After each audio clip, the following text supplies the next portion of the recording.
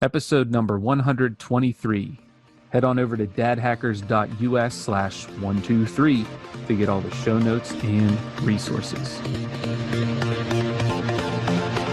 What's up, Dad Hackers? My name is Patrick Antonucci, and I am the host and founder of this podcast and community of Dad Hackers.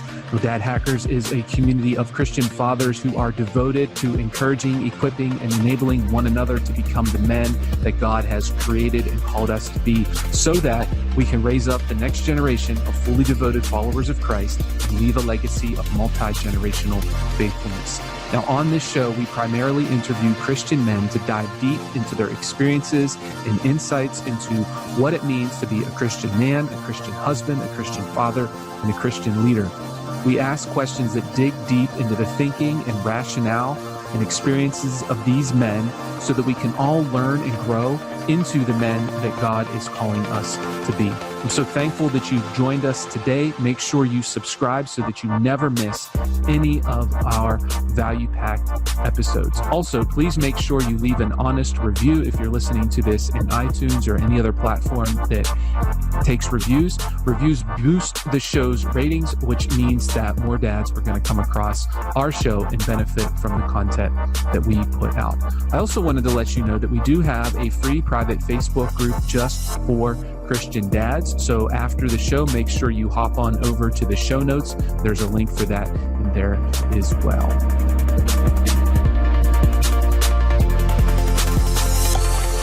Aaron, thanks for coming on the show, man. How are you? Yeah, Patrick, great. Thanks for having me. It's good to see your face, and I wish I could actually view what books are on your shelf. I'm always curious. I think it tells a lot about a person, what books they read, but we can get to that later.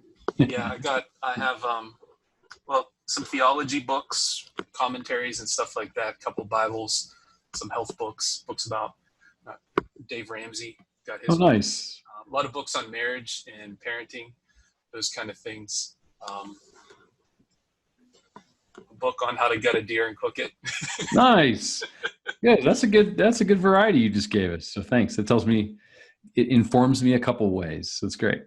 Yeah. I also have a couple folders here. I'm working from home now because of the whole COVID thing, and I teach high school math full time. So I have some of my resources, some math books on the shelf behind me too. So all right on.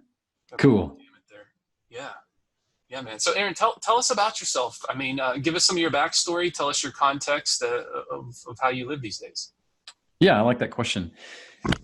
One of the things I've been doing the last few years is when offering hey, introduce us, who are you? I like to start with what I love and who I am versus what I do. And I found that, so I'm 48 years old, and what I found is I really love being curious. I was reading, a friend of mine, brand new friend, just sent me The Little Prince, the kids book / adult book. And I just love wow, how cool. I was reading the backstory about it. And I just love story. I love following leads. Above my desk here, I have this Open Road article I wrote about a road trip that my daughter and I took in our 1974 VW bus, and chased adventure over 1,000 miles, in this kind of analog 4-speed 86 horsepower motor. And this idea of in life wondering what's around the next corner. And so what I find is that I'm learning more and more to trust myself in being curious of and in my life with God, I used to think all my best ideas were mine. And then I realized actually this is God's life in me, in and through me. And those are what I've learned to trust is, it's I get curious about what I'm sensing or noticing. And so where that leads me is I've been married going on 27 years, and happily for most of those years. Definitely some thin moments. I have 3 kids, and my oldest he's knocking on the door of 25. and our youngest is 19. And to shoot straight with you here, our would-be 21-year-old passed away 9.5 years ago now. And so that's really informed. What's that? I said, I'm sorry to hear that. Yeah, thanks. That's informed a lot of who I've become. I bet. And where that started was many years ago when she was born special needs without all of her brain. So she spent her whole life in a wheelchair, and lots of complications along the way of keeping her alive. And so I think what I've learned is valuing the stuff that you can't buy with money, like health, like spiritual wellness, like relational connections with people that are meaningful to you. And there were so many years along the way that I just found myself, just tired and just trying to keep a couple of nostrils above the water, as well as learning to hold my breath for long periods of time. So, and how that rolls into my work world, and I would say like my creative life and the impact I create, is I really learned that I value impact and influence way more than money or achievement, or call it monetary success. I care about those things, but not if they're in conflict to having a life of influence. Yeah, so I'm curious about how you say you spent a lot of time just being tired. I think a lot of dads are there, tired with their job, tired in their marriage, tired in their dad life. A lot of guys are trying to start side hustles and they're tired in that. Right. Even that makes me tired. Right. Yeah. I mean, there's just so many plates that we as men try to spin, and it is exhausting.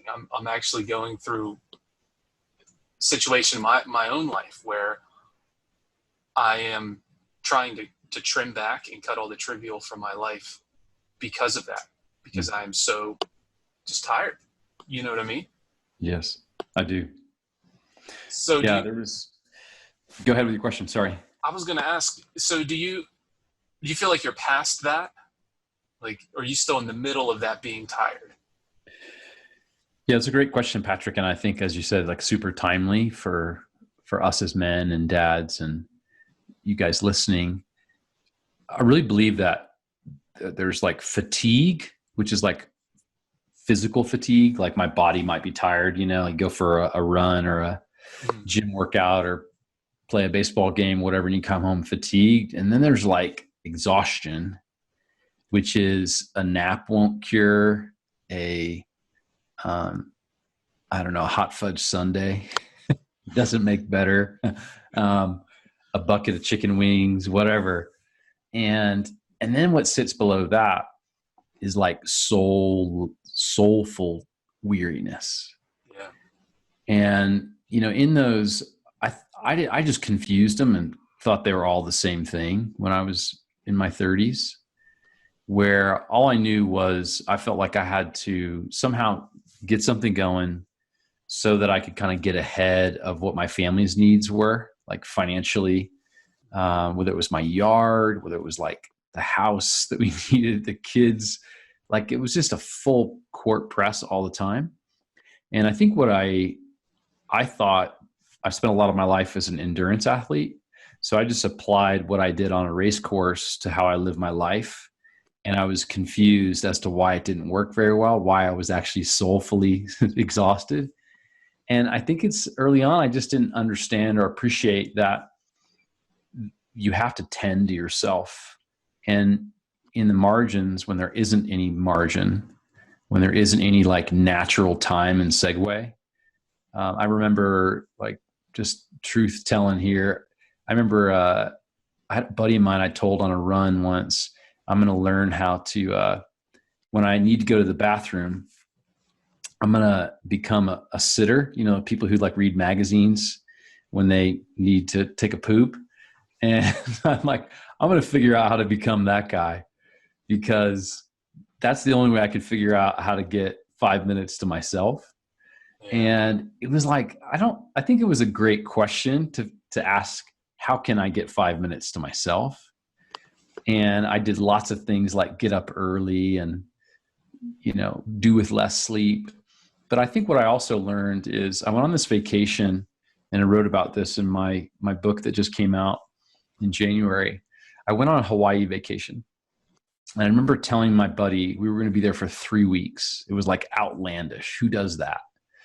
And we were going to go, and I thought, man, I cannot wait. We're going to like take naps in hammocks, like sunset walks with my wife. And it's going to just be, I'm in the land of aloha. So of course it's going to be perfect. And I brought a stack of books that I couldn't wait to read. I read none of them. I never took a nap in a hammock. Shocker. And I think I went on one walk with my wife on the beach. And what I learned was I thought the geography physically was going to be what I needed. And it turns out what I needed is I needed to become the kind of person who valued rest. Yeah. So I turned up in Hawaii as the same over-caffeinated, over-programmed type A achiever that I am at home. And then I was surprised why the geography didn't change things for me. So the last number of years, what I've learned to value is the better question is, how do I become the kind of person who prioritizes and values rest, restoration? And so that looks like 10-minute power naps sometimes. Yeah.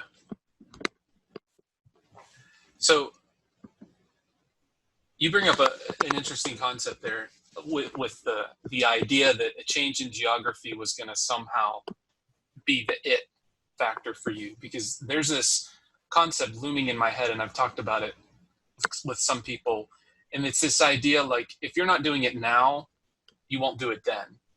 Like, some people think like, if I had more money, then I could do this. If I had a different house, then I could do that. Well, once I get married, then I'll do this. Once I go on vacation and get some rest, I'll be okay.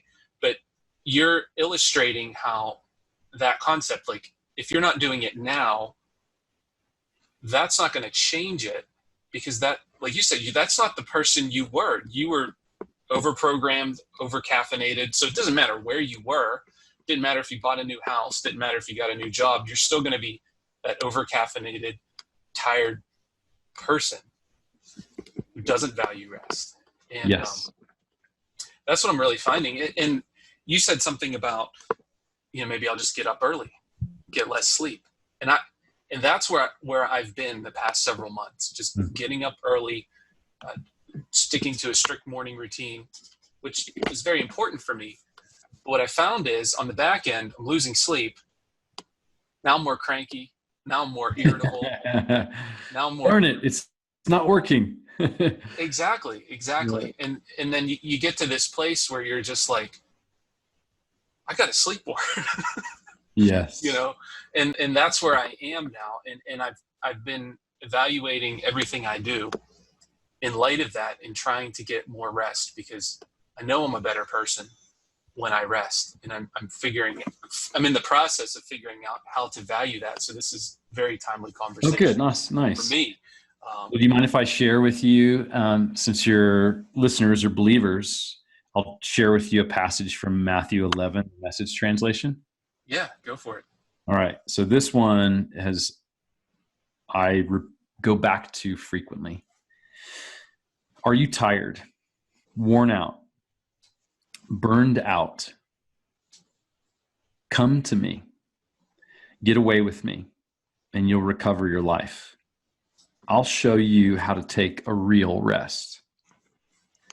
Walk with me and work with me, and watch how I do it. Learn the unforced rhythms of grace. I won't lay anything heavy or ill-fitting on you.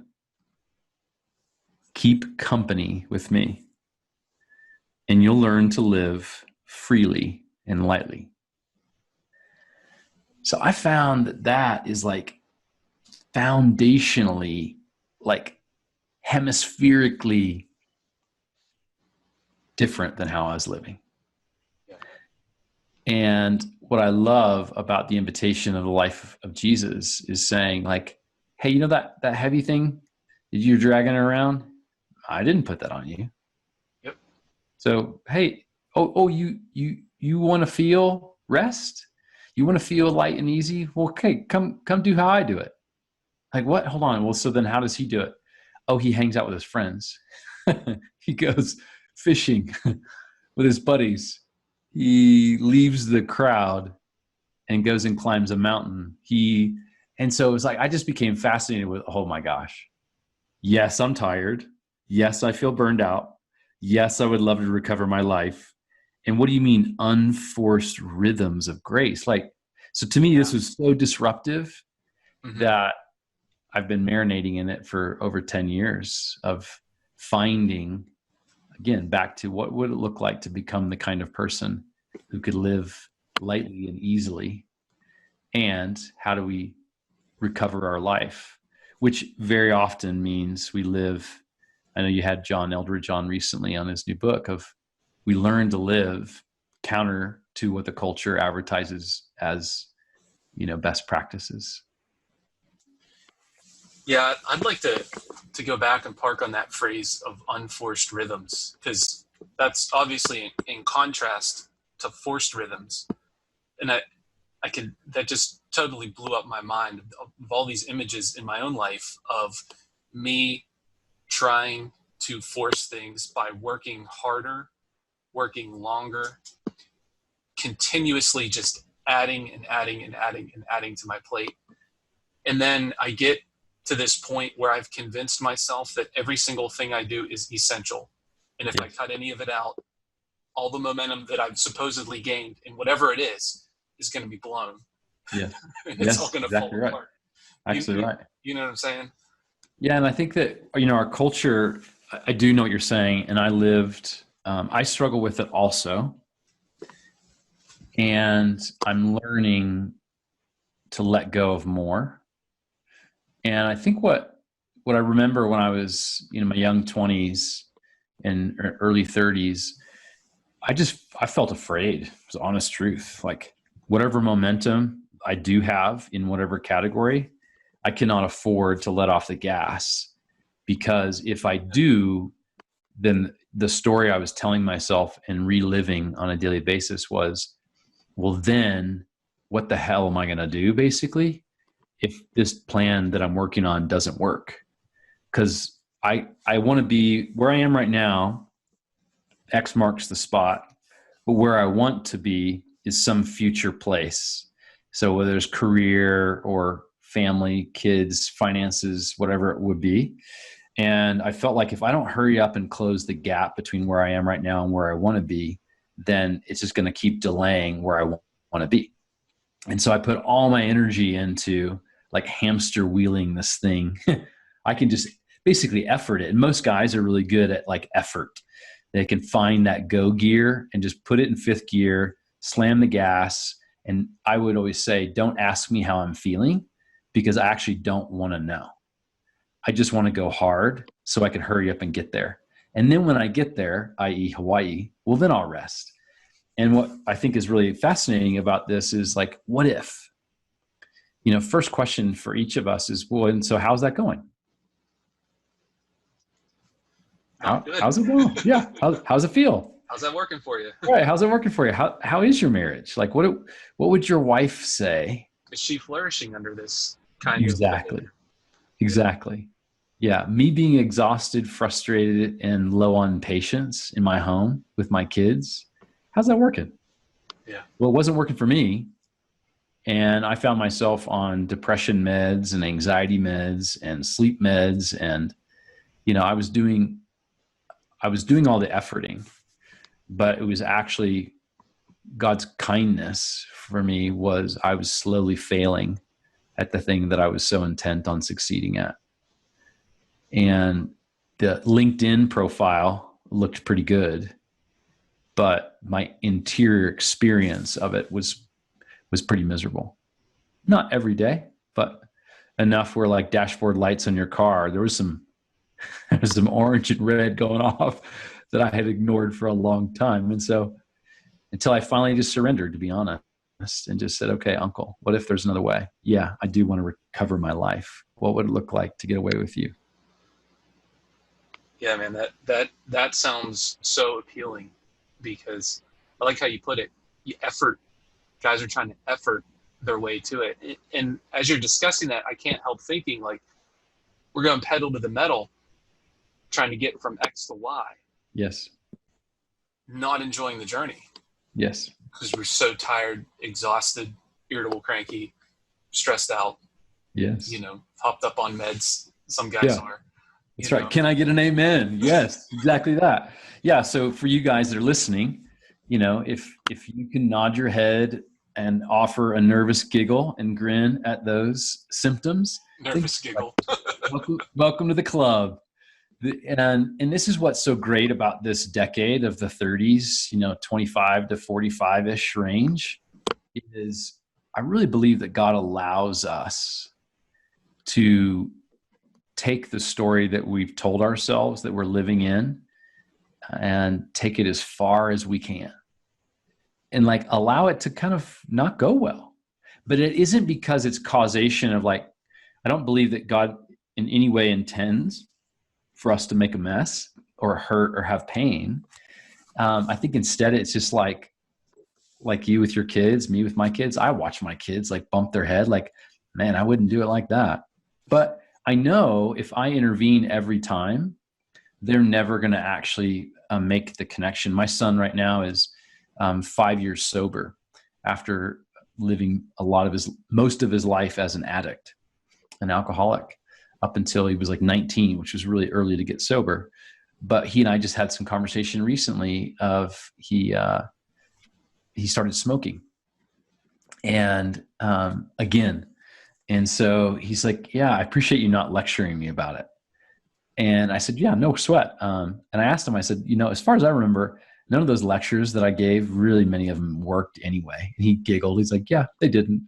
I said, great. So the best way I can support you is to help you see what's possible in your life and then support you as you move forward in that, but not be there in a minute by minute, providing him real-time dad feedback. And I think that I've just experienced that God's very much vested in the outcomes of where we're becoming, but not because there's like condemnation waiting for us. It's more like, oh, son, come on. The offer is to get away with me and recover your life and find the unforced rhythms of grace. But, if you want to try the over effort thing, yeah, be my guest. Let me know when you're tired enough. I can show you another way. So I think until we get to the place of actually desiring and asking the question, what if there is a third way where I could recover my life and live in unforced rhythms of grace, then all of a sudden we're much more pliable and teachable. Yeah. And I think God kind of lets us get to that rock bottom place, if you will, because it's at that point that we're willing to surrender. And now it's like, we've bumped our head enough times that we're going and say, okay, Dad, how can I do this differently? Because obviously this is not working.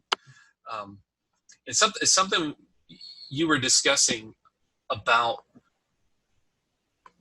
all this stuff we've been talking about. It made me think how, in a lot of the guys that I talk to, they struggle because the devil has them, and I think it's the devil, has them convinced that they're the only one that struggles with this. He has them basically feeling isolated in their situation. And I think this conversation that you and I are having is fantastic, because it's exposing that here's two guys right now that are basically confessing that they've struggled with this in one way, shape, or form. Yeah, and then we don't have it all figured out. Yeah, anybody who says they've got it all figured out may believe they do, for one. or are very full of it and could be unaware, or just could be too scared to admit they actually don't know. I was probably some combination of all of the above, Yeah, I think a lot of guys. Yeah. And I think, what I would just encourage our friends listening with is the best thing I find to start with is, what do I actually believe to be true about what God's invitation for my life is? And do I really believe my job here is just to get a bunch of stuff done and produce, basically? Is that my sole and primary role here, is to make a dent in the universe and, be an honorable man? That's great and fine. But there's lots of honorable men who don't break a bunch of rules, who are really tired, and they're not very inspiring humans. I wouldn't call them wholehearted. You can be honorable and not wholehearted. You can be dutiful and not wholehearted. You can be really faithful and super rigid. And what I began being more curious about was, what would it look like to become a wholehearted man? And what would it look like to allow my inner 8-year-old to be part of my life every day, to help lead and breed? I was talking with somebody the other day about this in this COVID environment, this idea of everything we learned in kindergarten is really useful. It's just that we're all taller now. It was be nice, be kind, don't talk behind people's back. We were just having a good laugh about it and just saying, what, actually, there is a lot of this stuff that's simple. And we, especially as men, just shoulder ourselves because of circumstances of our life. Our life does matter to other people, and we are responsible for them. And that does come with weight. What I found, though, is that there is a choice in how I choose to engage that responsibility. And to your point, the story that I tell myself. And what I believe is that, as it relates to, we have an enemy, there is a dark force at work in our world, that I believe that it's a twisting and turning of both our participation in that, as well as the work of the enemy in our life. And so I think sometimes the enemy gets pinned with way too much responsibility, and we take on way too little. Because oftentimes those stories that we're just playing out were installed early in our life. For me, when my parents split up when I was 12, I'm the oldest of our family, kids. And I just told myself the story, and I'm sure that the enemy was there to put his seal of approval on this flawed FUBAR plan. Was no help's on the way. You're on your own. This is up to you. And the way forward is stop crying, turn off those emotions, and you better start getting something going, this efforting part. So when you take that and you just play that out in our world, and the world rewards us for those kinds of decisions and those kinds of ways, because we do become super responsible, super dutiful, super intense, super reliable. Those are some really good things. The problem and the challenge is it's the how we're doing it underneath, on the interior, our interior life that's fun, fueling it is a lot of the challenge that leads to our exhaustion. All right, guys, wanted to take a quick second to tell you about the Iron Man Mastermind. If you're looking for a band of brothers that you can lock shields with, that can go to battle with you in the day-to-day life, who are also in the trenches, going through the same struggles and the same challenges that you are going through, I suggest you check out the Iron Man Mastermind. This mastermind was developed and designed for Christian men to help us become the men that God has created and called us to be. And it's designed to help us increase our relationship with God, increase our relationship with our wives, increase our relationship with our children and begin to provide better for them financially, spiritually, emotionally, psychologically, relationally, in all of those areas, those things that wake you up in the middle of the night. These are the kinds of things that we work on. These are the kinds of ways that we can help you out in the Iron Man Mastermind. If this is something that is of interest to you, you may want to join the Iron Man community, and you can check out more information at dadhackers.us/Ironmen, one word, Ironmen there. All right, now back to our show. Aaron, I want to kind of switch gears a little bit, and I'm sure there's a lot of overlap here. I'd like to talk some at length about your book, man. Fire Your Boss. It's a smile on your face. Look at that. You got a big smile. I like it.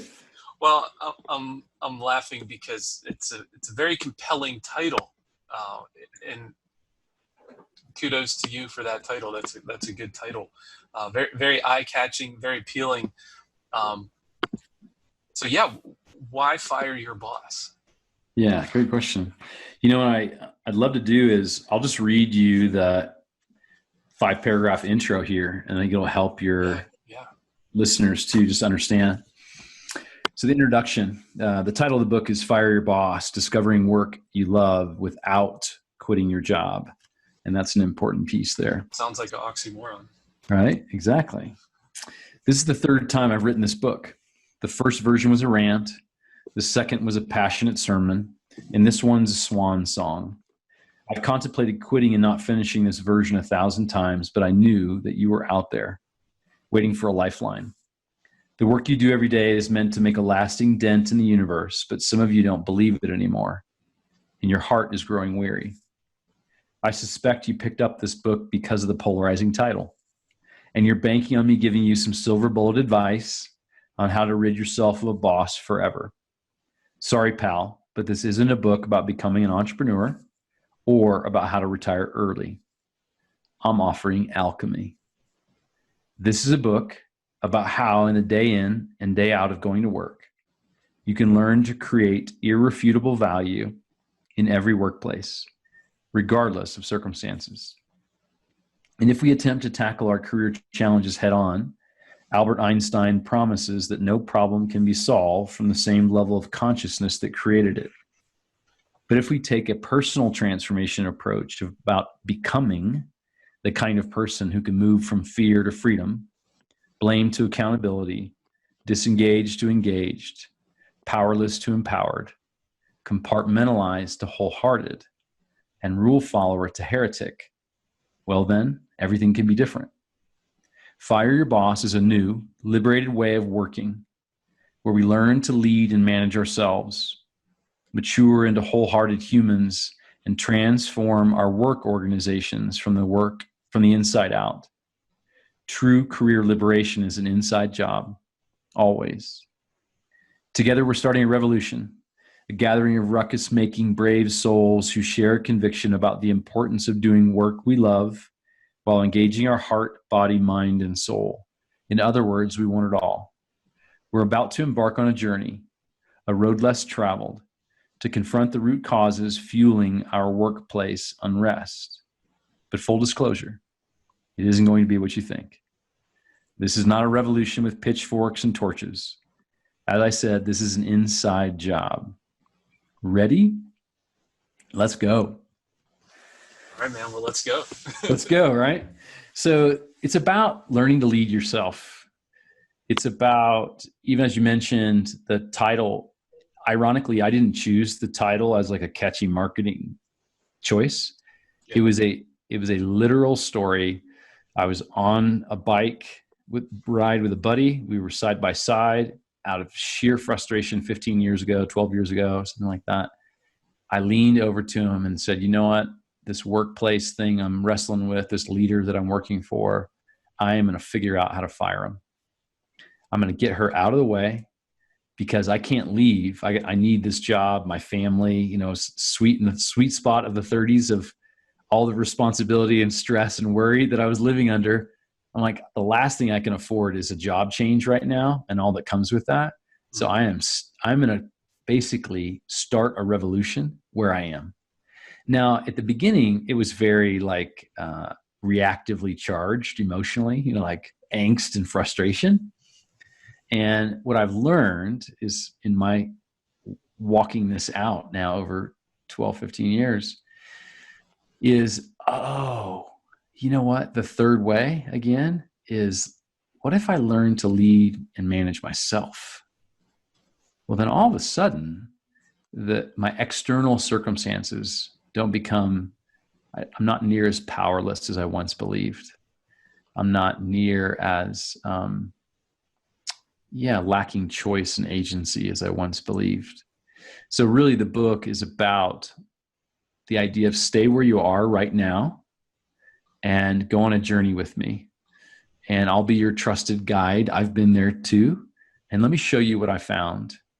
But let's do it in a way that's not about tips and techniques and shortcuts, but more about let's together discover what are some of the things that are holding us back and back to beliefs and stories that might be in our way. And how could we discover these sustainable rhythms where we can experience more joy, more intimacy, more connection, more impact. And fast forward at a career wise, like I'm at the pinnacle of my career all these years later. But it was because of these big ideas. It's interesting, myself included. I feel like a lot of guys, you can pinpoint a lot of the issues in their lives, and always the common denominator is they're all around you. All these issues that you, brother. Yes. If your marriage is struggling, if you're having trouble being a dad, if like you were talking about workplace, just friendships, whatever it is, you are the common denominator. So Aaron, does this boil down to like a switch of mindset for you, or is it deeper than that? You talk about finding out the things that are holding us back. Is it primarily a mindset type of thing? Yeah, that's a great question. What I would say is that the first thing that you're onto, Patrick, is you just named there's pattern recognition to your assessment of, I see a link here. If it's frustration in my marriage, frustration in relationships, frustration in career, frustration categorically, the common denominator is me, right? Well, that in and of itself is massive, because most of us, including me early on, the common denominator was just, I'm frustrated. That's all I could see. I couldn't, because I just saw, I was like, my life is frustrating. These circumstances and people are frustrating. I was not able early on to say, oh, hold on, and what's my part in this?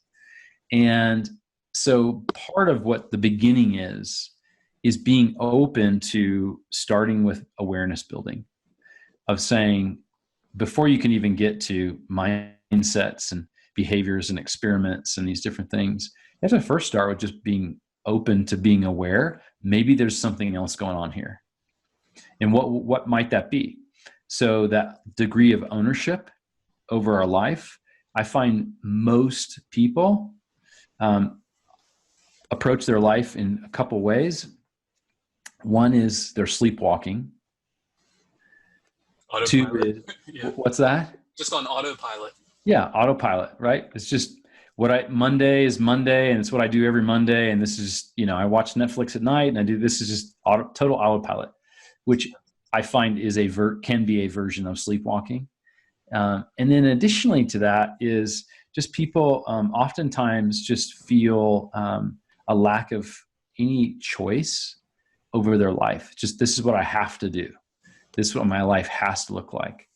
And so just starting with asking some questions about what else might be going on here. And because you guys listening, you have a life with God, invite God into that question. What else is going on here? What else can you reveal to me in my reality? And what's the part that I have to play in this? And so what I found was to be super helpful is if happiness is an inside job and joy is actually a result of being deeply rooted in who we are and our identity in God, well, then all of a sudden, then I can start to begin to name what are the patterns I see, like you just mentioned here. And like we talked about earlier about, the trip to Hawaii. So then from there, you can begin to build on that and say, okay, now what are those mindsets or those beliefs? And I just had a great dialogue with a guy who's a PhD professor at a university in California about mindsets. And what he described mindsets as is they're like pairs of glasses. And if you have a set of glasses lined up, that you pick those up and you put them on, and then through which you see the world. So for instance, a mindset that I was holding for many years was just scarcity. There'll never be enough. Yeah. And which was driving a lot of that fear that we talked about earlier. Yeah. So got to do more because got to do more because, I'm always behind versus like abundance. So like in spiritual way, like, are we operating with a spirit of abundance where God's with us, for us, and we're operating as sons, or more of a scarcity mindset? In spiritual language, you'd say like you're, orphan, slave, or son, which is it? Well, those actually show up as identities in how we operate, which are then, linked to mindsets that program the stories we tell ourselves, which then drive the behaviors that we do. So to your point, it is linked to these different part of the journey is to name what are these mindsets that are at work, and then what are the behaviors that are driving. And then we become much more responsible and much more accountable for the choices that we make. That brings up a good point I wanted to ask you about, because I think a lot of guys feel trapped where they are. Like they can't quit their job because they need to provide for their family, especially right now. If they still have a job, they definitely don't want to quit it. But that job might be very stressful, produce a lot of anxiety.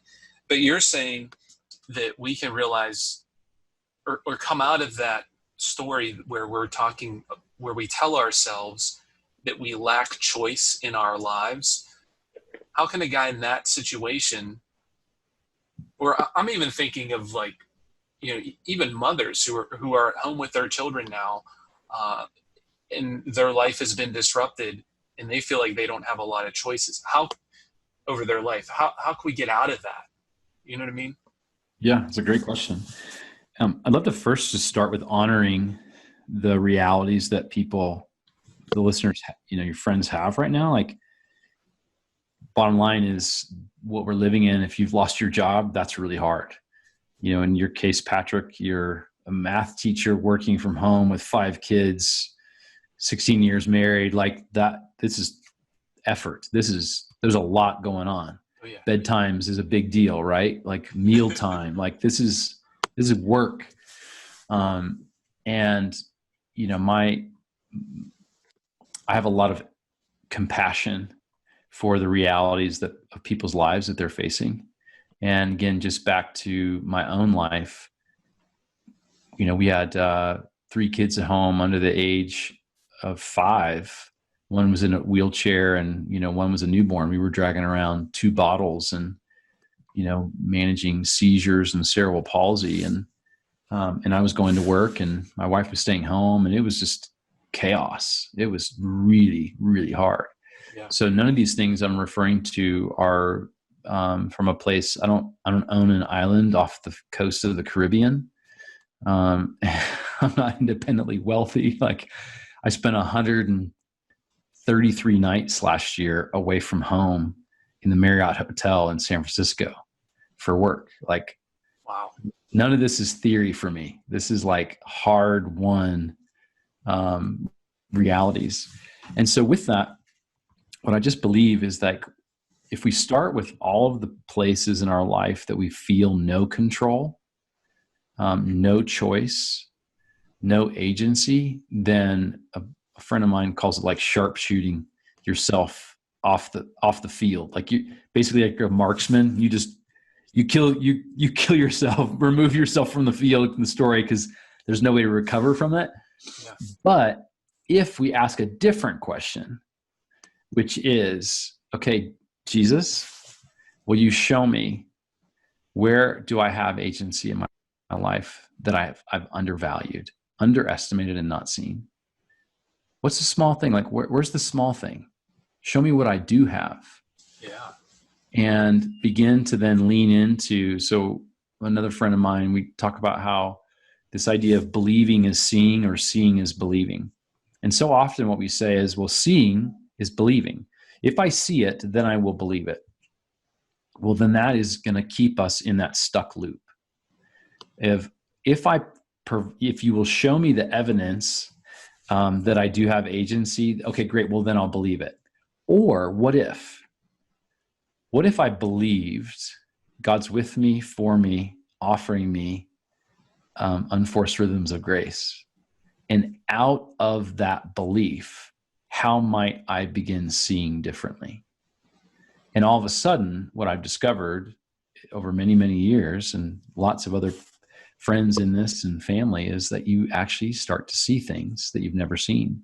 They were always there. But it's starting with that foundational shift.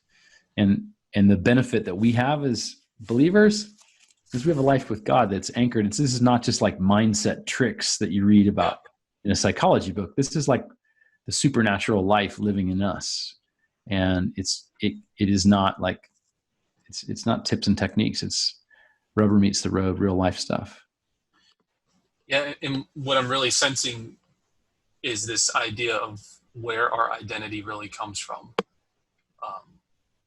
And lots of times it does, if we're honest and we dig deep enough, it's not coming out of, and you've talked about this before, it's not coming out of a sonship mindset where we are sons of God. I constantly go back to the creation account, because in the creation account, God talks about how he created things every day, called it good. But when he created man and woman, he said it's very good, and he created them in his image. Like we are set apart, special, and distinct, and have infinite value and worth that's intrinsic to our nature, to who we are, because God intentionally and purposefully created us. And then when we read in the New Testament, we find out he has a plan for us and he has a purpose for us, and we are his sons. We're not simply slaves. Yes. Yes. That's just so. And what's the liberating truth of that is identity. And what I find so often is that most people don't have identity, like an identity that is rooted in a life with God. So therefore, the things that they're layering on to try and manage their life is still void of an identity that's rooted in being a son, in our case. So a buddy of mine, Morgan Snyder, who also works with John Eldredge, has a new book coming out called Becoming a King. And we were just doing an interview with him on my podcast the other day.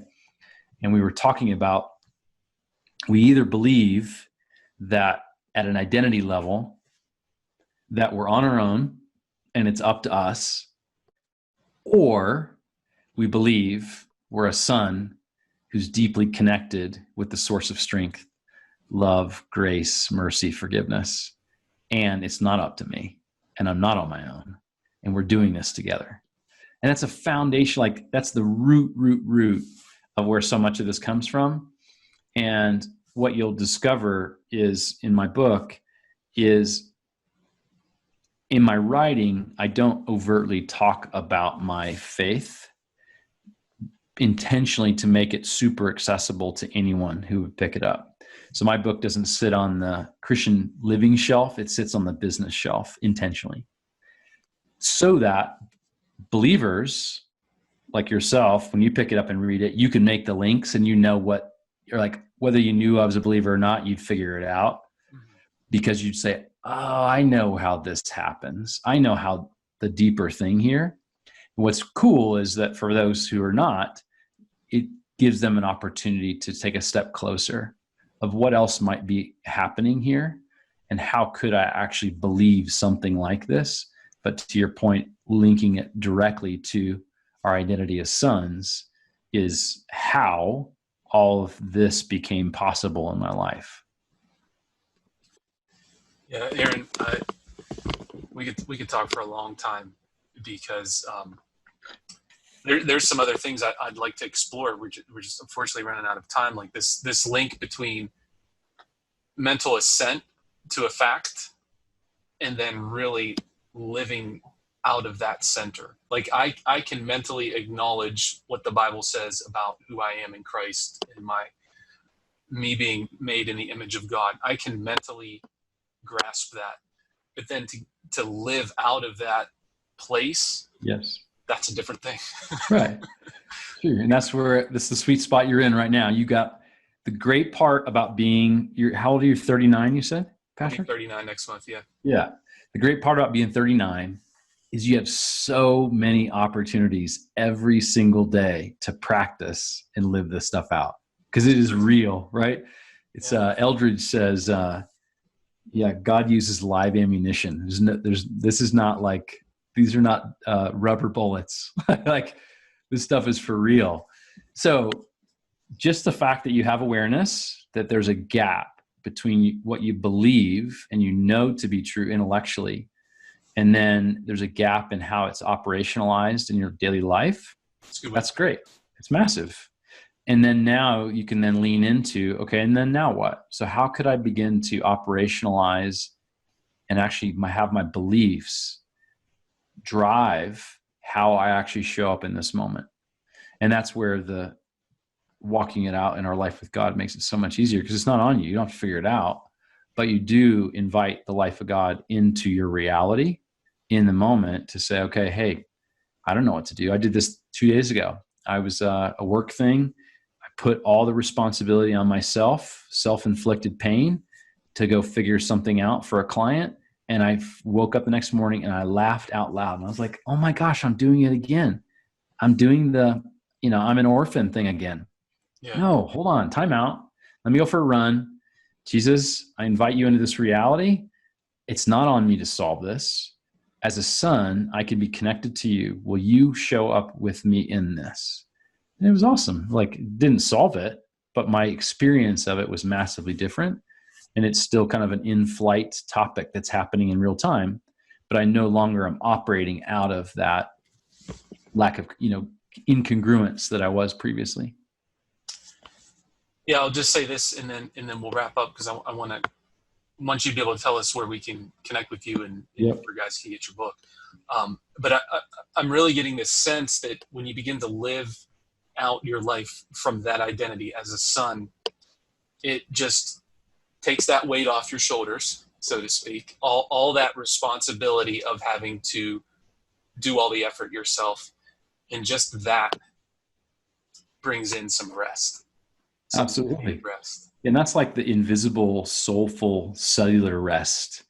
Mm-hmm. I'm still going to work every single day like I was. If I was showing up as an orphan or if I'm showing up as a son, I'm still going to work. Those things don't change, but my experience of how I'm showing up is so much different. And that's, again, this journey of becoming the kind of person who would even value rest or value not having to do it on my own. I used to be really proud of, I can do this. I don't need anybody. Well, I had to become the kind of person who valued being a son. And that took time. Yeah. So answer your question, aaronmchugh.com is all things, and Work Life Play is my podcast. I started my podcast in 2012, and I'm knocking on the door of 200 episodes. And yeah, it's really, you will oftentimes hear a really wide spectrum of content there. For everything from, I just interviewed a gal who's running 30 marathons in 30 countries before she turns 30. So kind of wild, zany stuff to like soulful stuff like we're talking about here. Cool, man. Yeah, well, I'll link all that stuff up in the show notes for the guys, and they can get your book, they can connect with you, start listening to your podcast, and consuming some of your content, man. So, Aaron, I want to thank you again for coming on the show, man. It's been a blast speaking with you today. Yeah, you too, Patrick. Thanks so much, brother. Keep going. Sure thing. All right, gentlemen, that's all we have for today. Thank you so much for tuning in. I hope our conversation was a blessing to you and that you leave this episode better equipped to be the man and the father God has called and created you to be. If so, then I ask that you please leave us a 5-star rating and a quick written review in iTunes. Then make sure you head on over to the show notes to get all of the resources for this episode. While you're there, you can take part in our 5 Days to Be a Better Dad challenge, as well as get involved with our free Facebook community. All right, gentlemen, until next week, remember Proverbs 27:17. As iron sharpens iron, so one man sharpens another. Stay sharp.